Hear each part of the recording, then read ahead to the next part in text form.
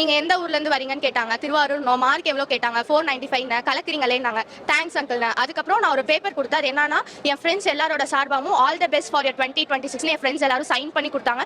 அவங்க சார்பா இதை நான் வந்து விஜய் அங்கிள் கொடுத்தேன். நீங்க சொல்றீங்க தான் வந்து அடுத்த யங் ஜெனரேஷன் அவரோட பொலிட்டிக்கல் என்ட்ரியை நீங்க எப்படி பாக்குறீங்க?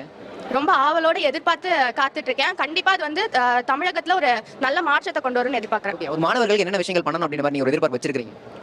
இதே மாதிரி தொடர்ந்து நல்லா படிக்கிற மாணவர்கள் மட்டும் இல்லாம எல்லா மாணவர்களுக்கும் எந்தெந்த விதத்திலயுமே எவ்வளவு சப்போர்ட் பண்ண முடியுமோ அவ்வளவு சப்போர்ட் பண்ணணும்னு ஆசைப்படுறேன். படிச்சோம்னா நம்ம யாரையும் தேடி எந்த ரெக்கமெண்டேஷன் வச்சு நான் விஜய் சார் வந்து பார்க்கல.